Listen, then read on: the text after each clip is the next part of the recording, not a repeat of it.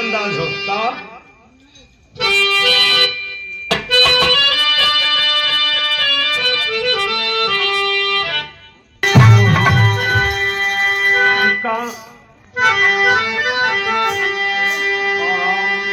कहता था बने जिंदगी का सफरी तू कदर कैसे पाएगी जीवन की धार।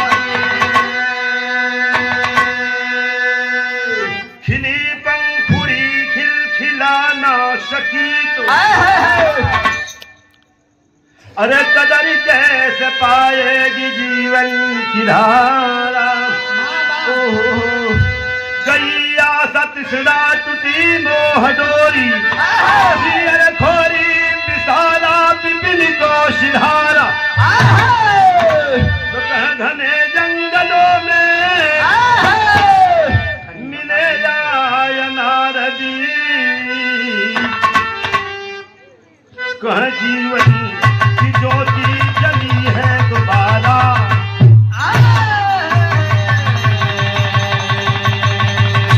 आप लोगों के बीच प्रस्तुत है घटना कैसी है ये आगे गीत के माध्यम से आपके बताऊं। वाह क्या बात। लेकिन हमारे गीत में एक ठो गीत लग गई कौन नहीं चाहिए।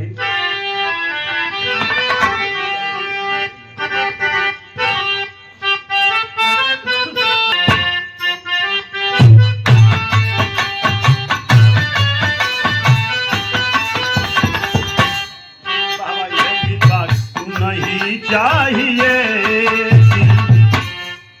हाँ नहीं चाहिए दिल दुखाना किसी का।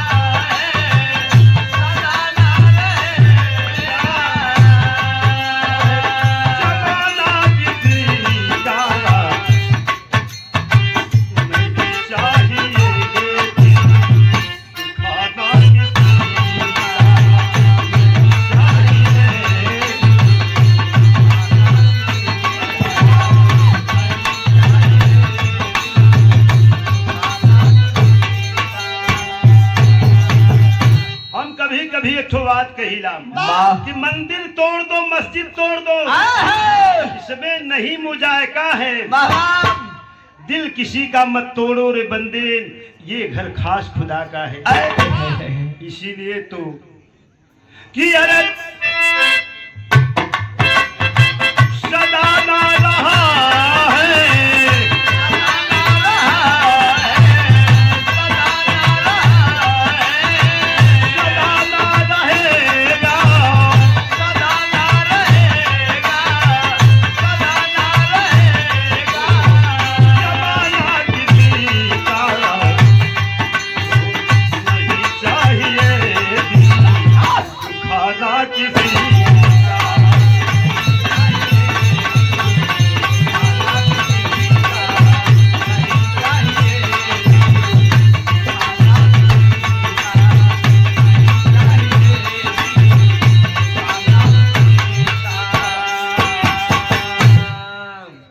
लेकिन हमारे गनवा का लाइन बताओ। वाह वाह।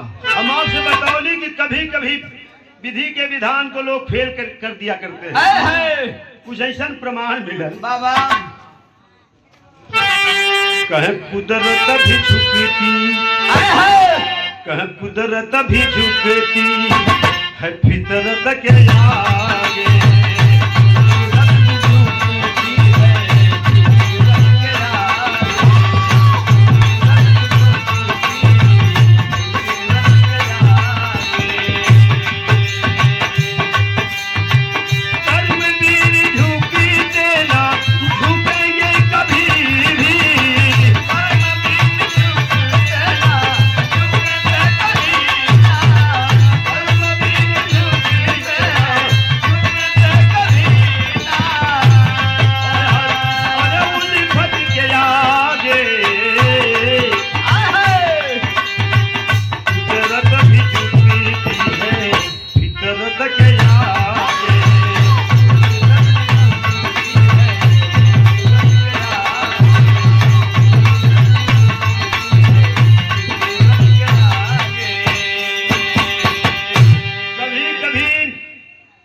के मात दे देला फितरत।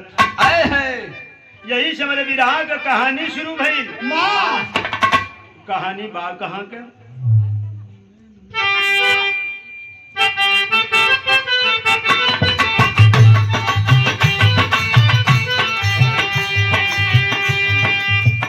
नगर हस्तिनापुर के भूप मोरंग शानी थे।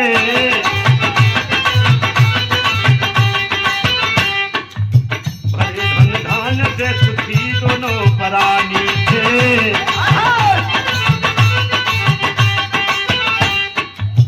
विधाता रूस गए गोदना गुलजार हुई।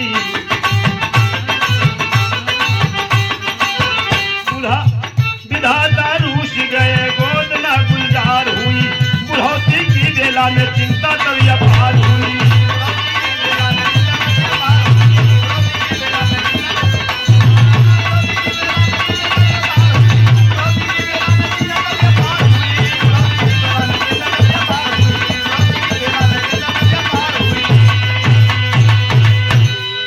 बात के समझ लाम। माँ हस्तिनापुर के धरती के राजा मोरंग जेकर नाम बतावल गईल। वाह राजा मोरंग बड़े खुशहाल थे बाबू, प्रजा भी खुशहाल थी। बाबा लेकिन धीरे धीरे जब चौथापन लगल बाबा तब उन्हें एक चिंता सतावे लागल। आए काहे कि उनके पास कोनो औलाद नहीं हो। सोचलन माँ कि सारी व्यवस्था तो है, लेकिन इस व्यवस्था को देखने वाला मेरा कोई उत्तराधिकारी नहीं है। वाह ये सारी व्यवस्था किस काम की? माँ यह सोच करके राजा दोनों प्राणी जंगल की तरफ चल देलन कि चल करके चौथापन वही जंगल में बितावल जाए, भगवान के भजन भाव किहल जाए। बाबा आखिरी वक्त वही प्रभु के चरण में समर्पित किहल जाए। यह सोच के चलन हुन बाबू। यहाँ एक ठो अंदाज लगे मास्टर भी आऊ है। अंदाज बा गीत का हमारे संकेत पर बिरहा के क्षेत्र क्या बात है? तजी भूप चले नाता नगरी। हाँ तजी भूप चले नाता नगरी। मालिक कै महिमा न्यारी बा भला की कैसन होनहारी बा। भला ही कैसन होनहारी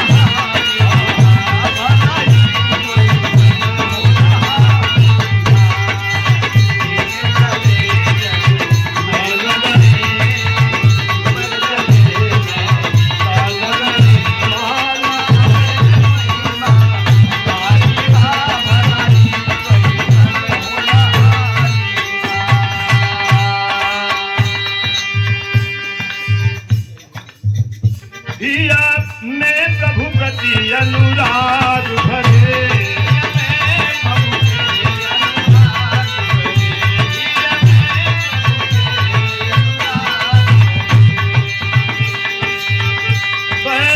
राजी बनी बन राह भरे।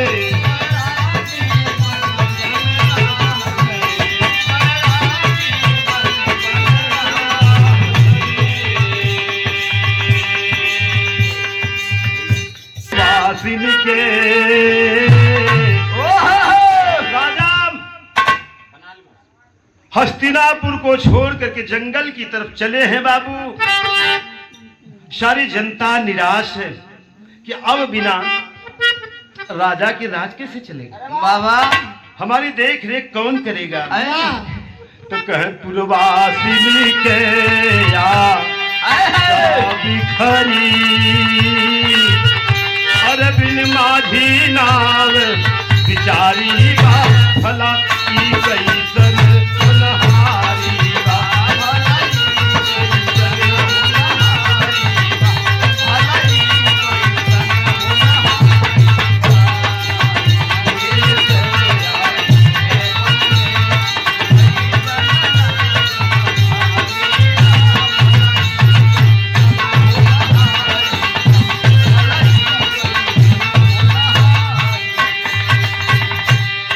जंगल में पहुंच गई ना बाबा संयोग से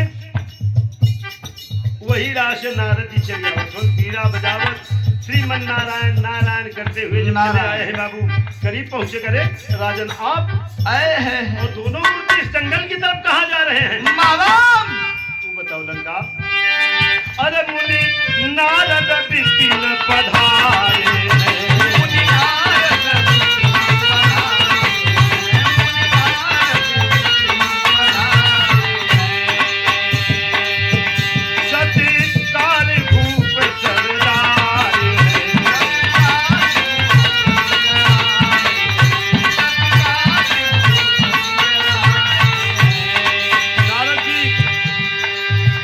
पहुंचना जब सामने देखना राजा तो बड़े भाव से सत्कार के साथ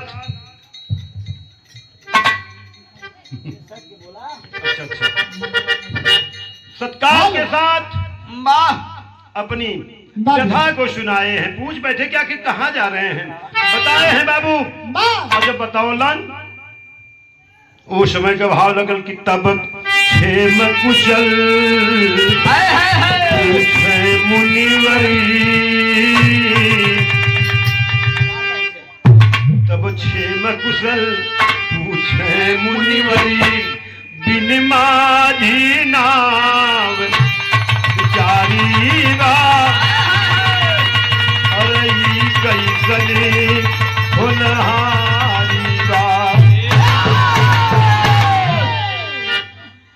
सारी व्यथा को बताए हैं कि राजन मुनिवर बताइए भला मैं किस काम का, मेरा कोई उत्तराधिकारी नहीं है, ये जन्म तो बिगड़ा है, सोच रहा हूं कि कम से कम आगे का जन्म तो सुधर जाए। आए है वो समय सारी बात बतौले के बाद सुनने के बाद नारद जी कहने की सुना विदेशिया का नारद जी, अगर आप हर जगह से थक हार चुके हैं तो हमारी एक बात मानिए, एक बार मेरे कहने पे आप फिर हस्तिनापुर को लौट चले।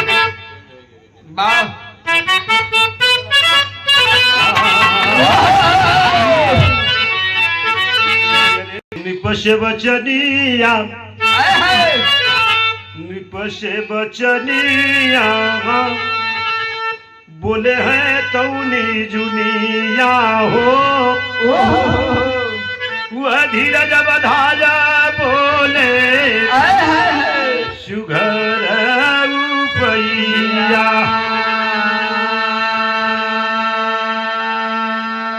कहला कि दुनिया में अपन जितना उता जोग रह तंत्र मंत्र जो कुछ भी था आपने सब कर लिया, जब आपको वो प्राप्ति नहीं हुई तो एक बार मेरे कथनानुसार आप लौट चलिए अपने नगर में और मेरी बात मान करके काम कीजिए। क्या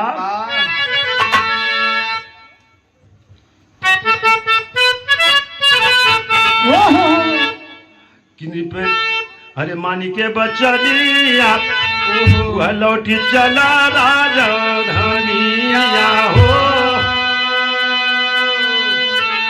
धीरज बधाया बोले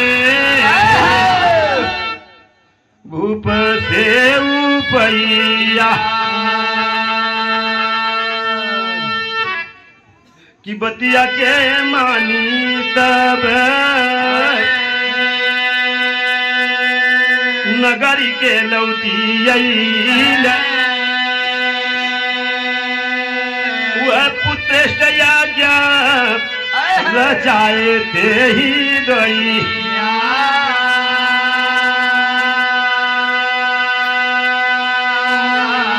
राजा को लिवा करके जब लौटे हैं तो आप सुझाव दिए कि आप पुत्रेष्ठ यज्ञ की रचना कीजिए, मेरा दावा है कि आपको ये रत्न जरूर प्राप्त होगा।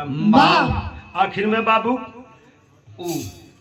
तय हो गई, संकल्पित हुए राजा, और जब संकल्पित हुए तब कैलन काम कि यज्ञ रचाई गई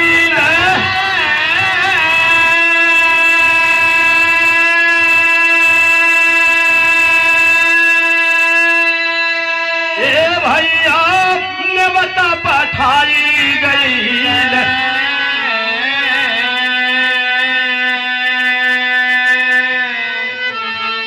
भेजना निमंत्रण देवके ही सामैया।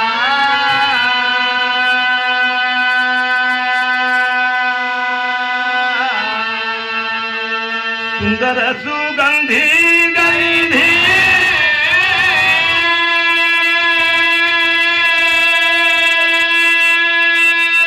वह गुजल गादावा में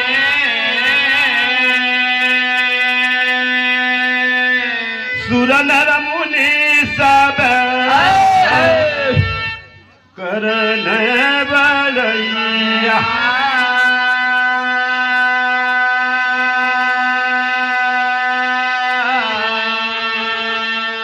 ए बाबू नारद जी के कथनानुसार यज्ञ कर रचना कैलन लेकिन नारद जी कहना कि एक बात है दुनिया में चाहे जे के न्योता तो हमें कोनो इतराज नहीं बा लेकिन है 3 जने के न्योता मत दिया कहलन के ब्रह्मा विष्णु और शंकर के आखिर में बाबू यज्ञ की पूर्णाहुति हुई जौने में बतावल गई कि राजा बड़ा विराट भंडारा का आयोजन किए हैं सारे संसार के लोगों को आमंत्रित किया लेकिन ये 3 देवता नहीं वहां निमंत्रित रहना और जब निमंत्रित ना रहना तो विचार करे के पड़ल बाबू बहुत अच्छा विचार का सोचत हन कि कमवा बनी तो कैसे बनी राजा नारद जी से कहले कि सरकार आप तो कहला तो वह तो सृष्टि के संचालक हवन और उनके आप छोड़ देला तो हमारा अरमान कैसे पूरा हुई अरमान कवन हाँ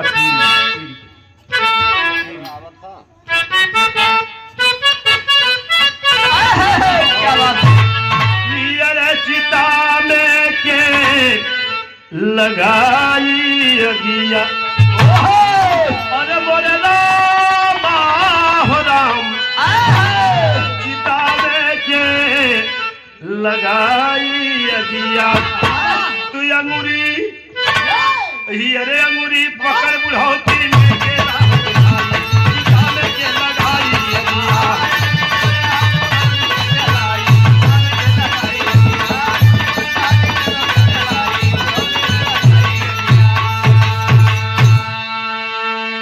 यही चिंता हो मान ला बुढ़ौती तो कोनो किस्म से निकल ही जाए लेकिन है जब माटी का पुतला गिरी तो दुनिया के लोग कहला कि अपने खर खानदान अपने बेटा बिटिया से अगर अग्निदान मिल जाए तो हम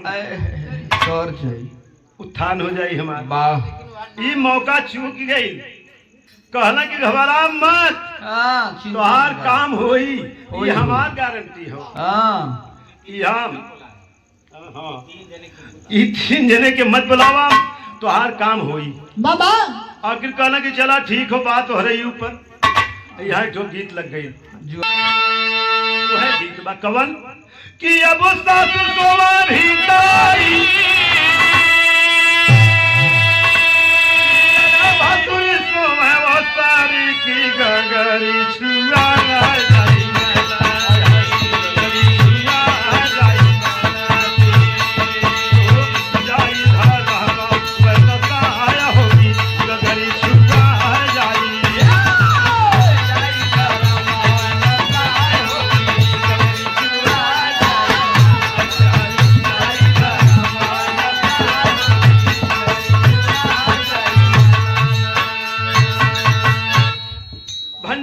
कार्यक्रम चालू हो बाबू इतना बढ़िया भंडारा कैला इतना बढ़िया कि भोजन का सुगंध पूरे वायुमंडल में बिखर रहा है क्या बात भोजन करे वाले आवत हवन कह के चल जात हो केहू आवत हो तो केहू जात हो ताता लगल हो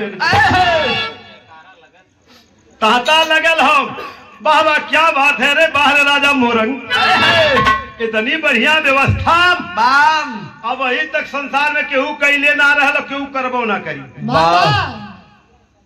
आई ब्रह्मा जी जब सुनले भाई तो उनकर करेजा जौन हो जीव लपर लपर कर दो के भैया हमारी यहाँ न्योतवे ना आई कहीं ऐसा तो ना राजा भूल के न्योता ना देले हो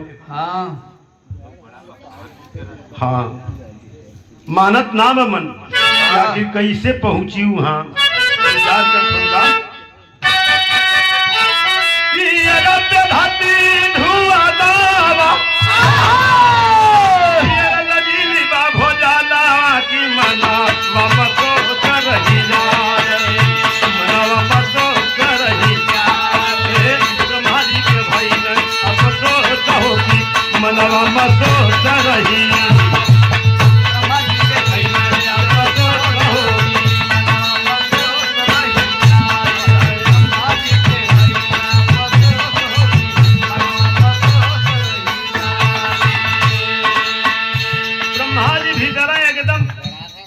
दुखियात उनकी का बताई रजवा हमें काहे की न्योता ना दिल इतना बढ़िया।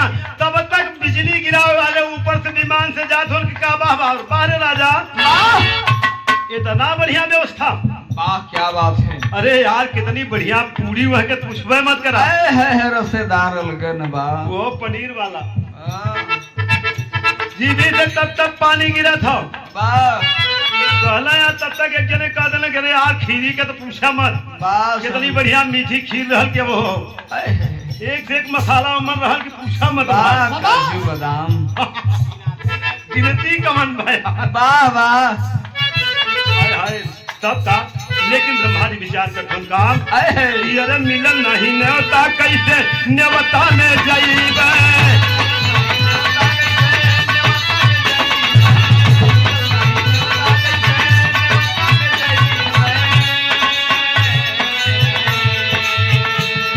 पे जाए कैसे हंसी करवैबे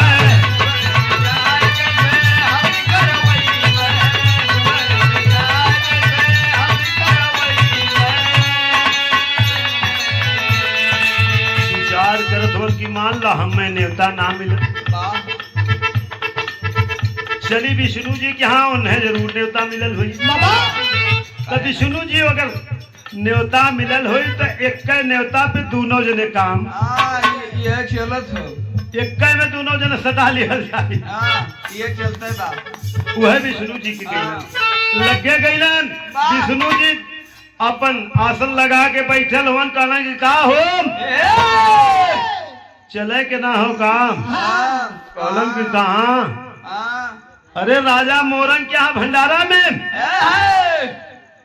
ए भाई हमें ते न्योता ना मिलल हो तो हम मिलल हो तो जा तब मुंह में लटक गई अब सुन के बचा गिरा जी हवा से पाले आखिर मनावा मतो रही जाले मनवा मतो रही जाले ये ब्रह्मा जी गौरी गई हो कहो की मनवा मतो रही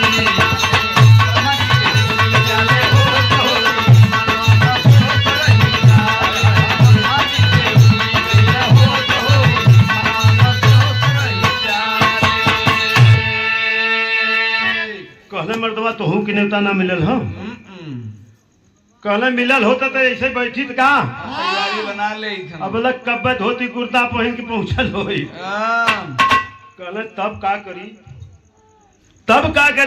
आई सुनत होगा तब तक एक जत्था और पहुंच गए सुनावत बारे राजा मोरंग वाह वाह क्या बात है अरे कितना बढ़िया खुशबूदार खीर थी तमाम व्यवस्था चटनी के बतिये छोड़ दा इमली के चटनी हो टमाटरे के चटनी हो और चटनी हो जितना उनके सब समझ में आई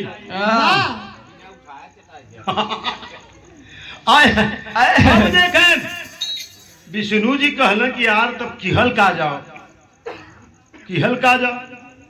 कहना कि एक बात हमार मनबाम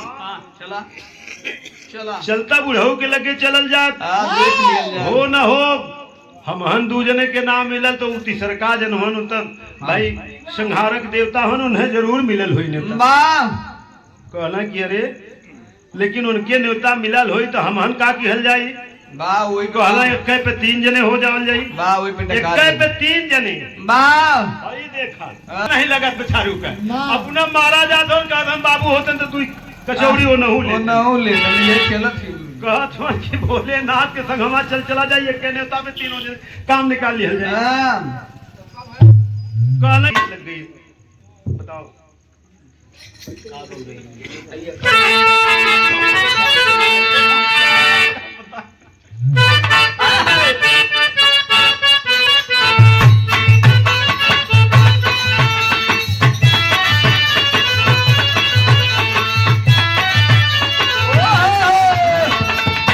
यह गीत बा कवन कि अरे का पगला गइलू ना मोरिया का पगला गइलू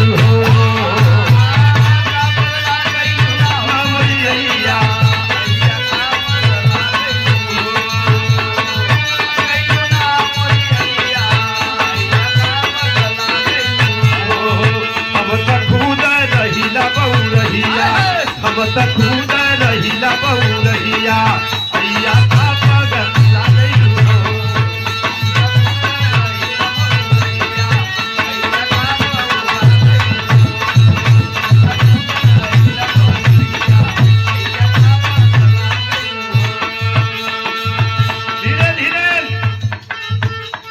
समापन भर भंडारा के समापन के समय होखत बा ब्रह्मा जी कहना यार देर मत करो जल्दी चला अगर लेट हो गई मान लो समय पे ना पहुंचब तो वह पतरी चाटे के पड़ी आइटम सब निकल जाएगी काम ना हो पाई चला तो वहां पहुंचने का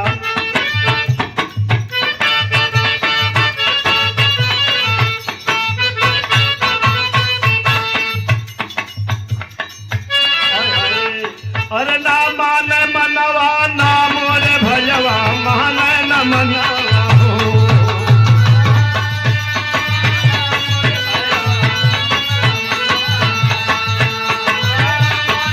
मोरे भजवा जल्दी करिए कछुक जतनवा जल्दी करिए हो कछुक जतनवा गनवा माने न मनवा हो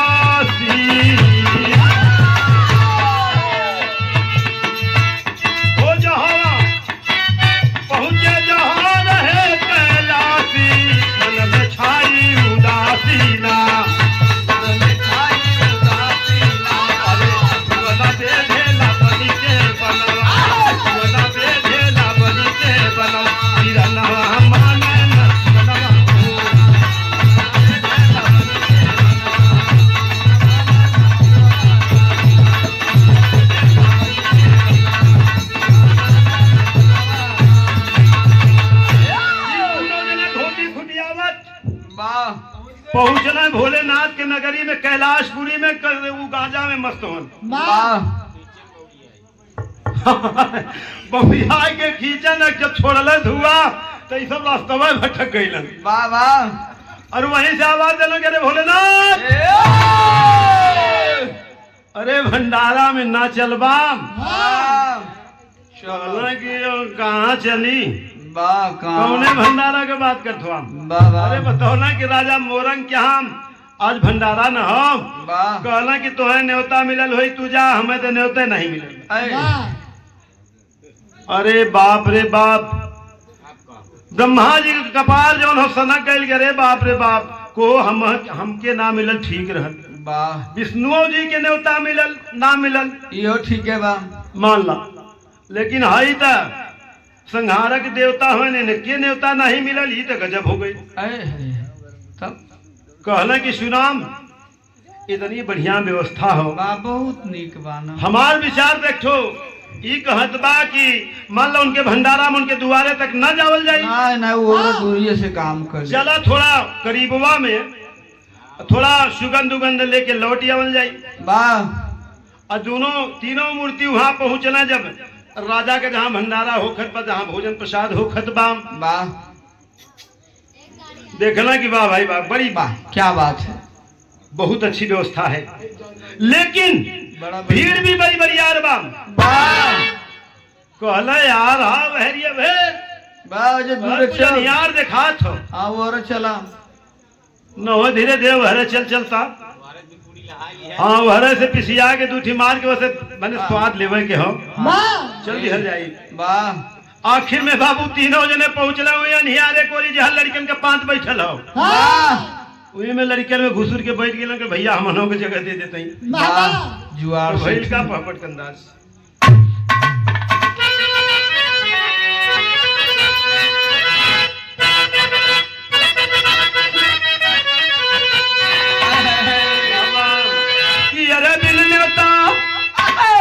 चलल तीनों मूर्तिया धोतिया लागल बा अरे नारद वाली लग गई जुगतिया घटिया लागल बा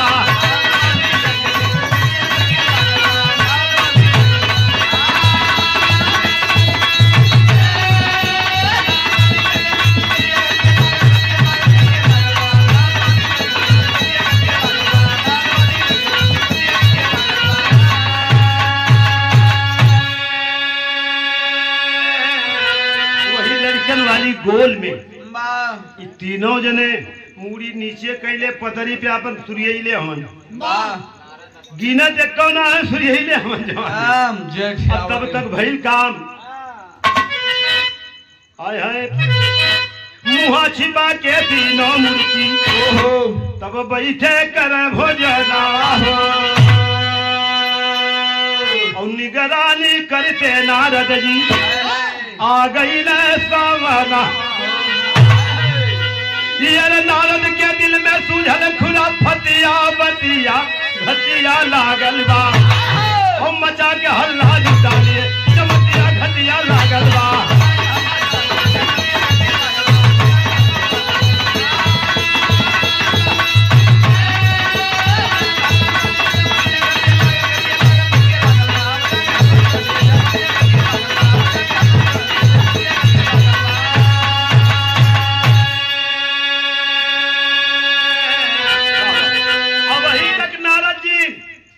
देख रेख कम करत रहलन दूरही से देखत होन कि आवत होन आवा तोहरा सबके इंतजार है हो चलिए आवा अब चलिए आवा। और जब वो सब बैठले भोजन पे बाबू तो चोर बत्ती केहरला कहना कि भैया तो दे देते हैं चोर बत्ती लेके चलना कहना कि का हो अरे हे भैया के पूरी दा भैया के पूरी दा भैया की चटनी दा। हाँ ये देखा धीरे धीरे नारद जी वहीं पहुंचना है। अच्छा वो लोग देखना कहना कि अरे नरदा सारे हरे आवत हवा ये तो कुछ गड़बड़ बा। मुंह पीछे कैले हवन मुंह पीछे कैले हवन नारद जी बत्ती मारत हो कि का भैया ना खात हुआ कहना कि अरे ए भाई कौन नया रीति रिवाज तो हर सब कहो काम पीछे से भोजन लेत हुआ हम मैंने पिछवाड़े से भोजन कर थुआ ये सब लजैला कि अरे बाप रे बाप नरदा बिना कोल पट्टी खोले अब मानी ना सामने मुंह कहना तो कहना अरे हाई देखा ए राजा मर्दवा हम तो हम मना कैले रही कि तीनों जन की न्योता मत दिहा लेकिन मनला ना तलब तू अपने मन का करा हो गई तुहार वाली।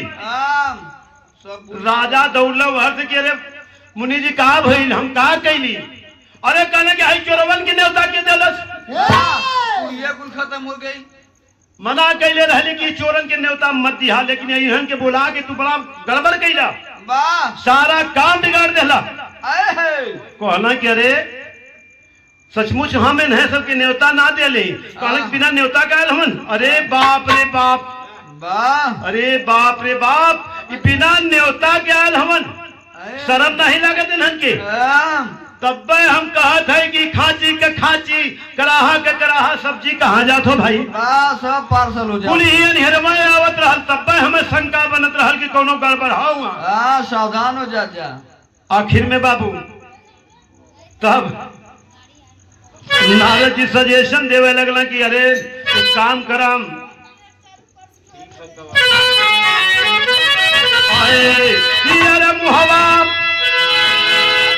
अरे मुहवा छिपा के बैठे तीनहु रतिया भैया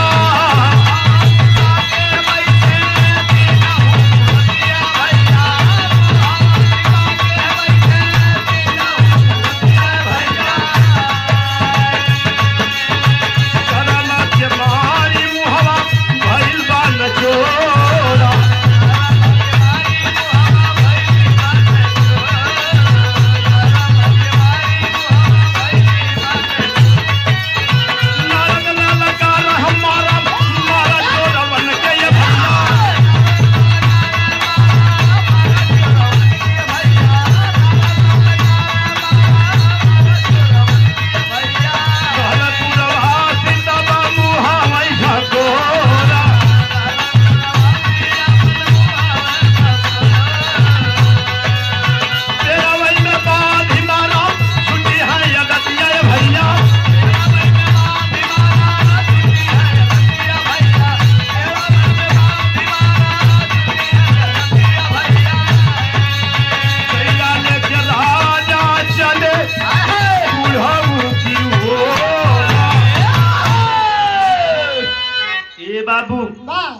राजा कहना कि इन्हन की है आदत हो ले चला केहू के मान सम्मान का ख्याल नहीं बा। हाँ आज इन्हन के आदत छोड़ा देवे के हो। राजा बना वहीं पर के पेड़े में ले चला रस्सा लियावा कस के बांधा मारा हुआ है जौन चूल्हा में जलत हो चैला चार चैला मारा आदत छूट जाई। राजा वह मोटका एक तो चैला मजे के जलते उठा के चलल होन बुढ़ऊ की तरफ भोलेनाथ की तरफ। अब बुढ़ऊ देखना तो उनका बेचारू का मने हवा टाइट हो गई कि रे बाप अगर ये जहां मार दे तो चमड़ा जरूर छीन दे। नशा तो उतरी जाई बाकी बस कहे राजा हम उतार देवे।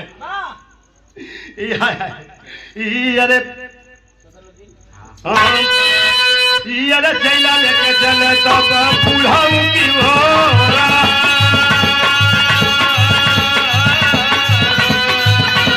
मारा जली भाई ले बदले में भोजनावा मारा जली भाई ले बदले में अरे जनावा बताए कई को हथवे के जोर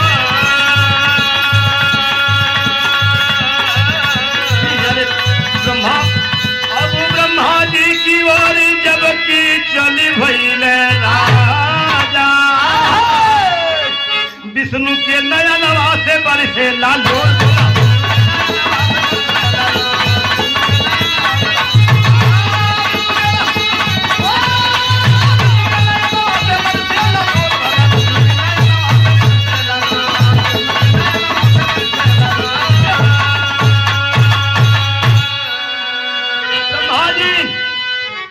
भोलेनाथ तक कैसे हूँ जान बचलो कि भैया जितना भोजन कैले है उससे 2 गुना हमसे ज्यादा ले ला।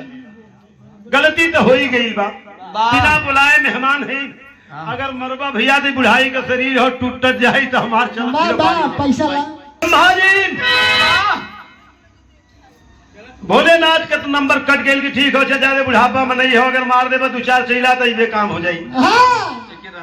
हाँ चलना है ब्रह्मा जी की तरफ का हो तो हार का हाल बा हाथ जोड़ करना कि ना हाथ जोड़ने से काम न चली। दूसरा इंडिया लगा हुआ हाथ जोड़ने से काम न चली। सुना तो है एक थी ये खाना के बदले में भोजन के बदले में तो काम करे के हुई भोजन तो बनल बा भोजन कर ही बदे के लोगन के रहन आखिरी अंदाज लग गई मास्टर भैया।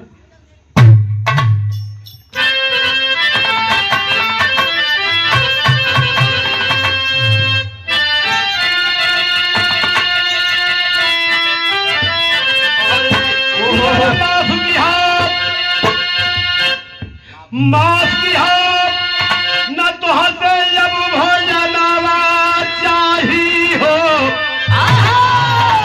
कि बदले में रानी के गोदी एक ललवा चाही हो।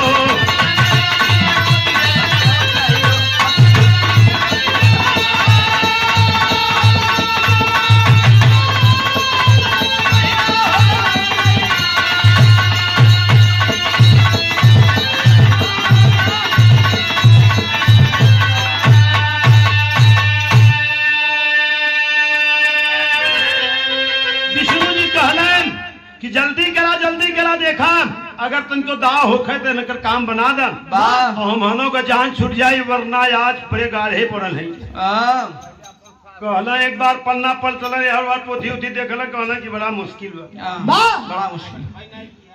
बड़ा मुश्किल बा कहला कि मुश्किल बा तो है भइल काम कहे रानी अभागिनी यह रानी अभागिनी नहीं लिखल वाला लनवा यार मारा तारा वाली के करा लगा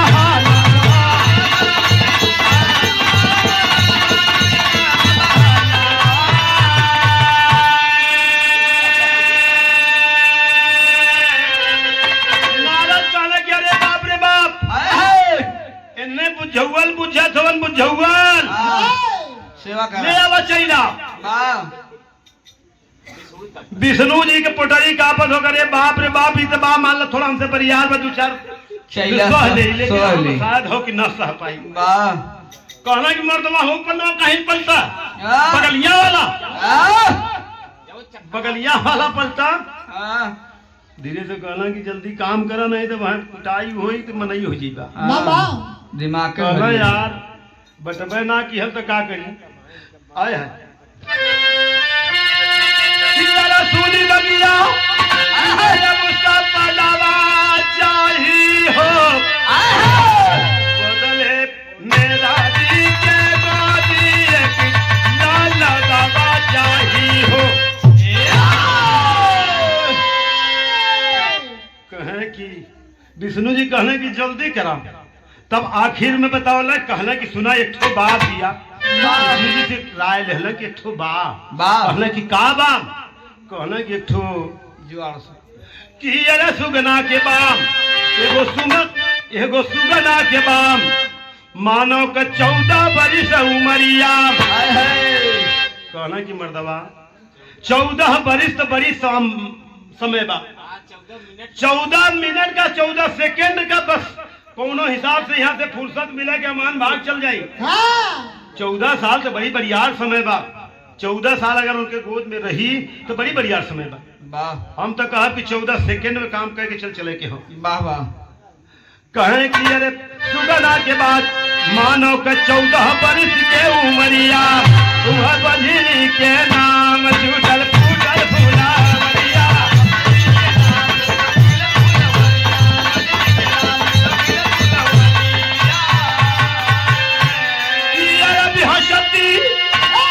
बगिया के अब सुमनवा चाही हो रानी की मोदी एक ललनवा चाही हो।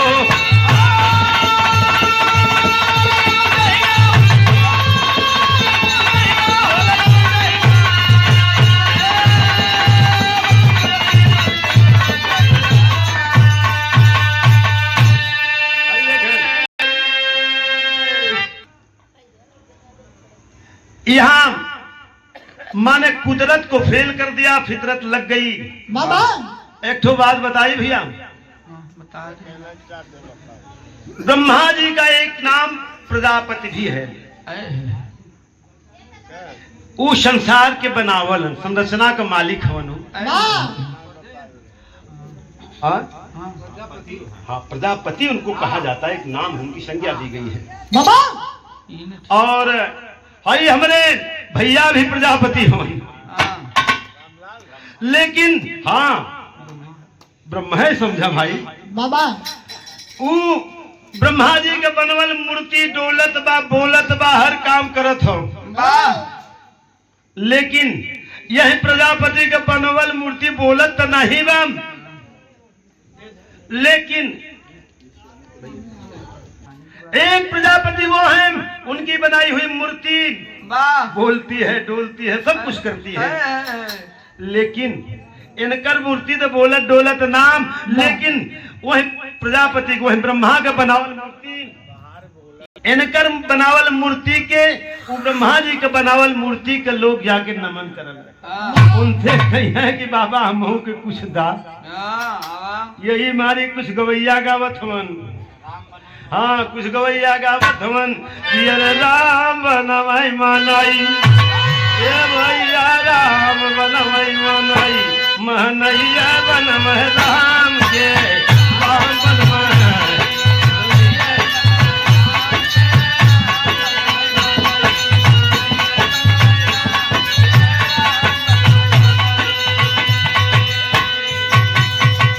तो कहें गुरुश्मेर आए तो कहे गुरुश्मेर सुखनंदन स्वामी हुए स्वर्ग के वासी कथन करे कबीराम नारायण सुखई के कैलासी हो।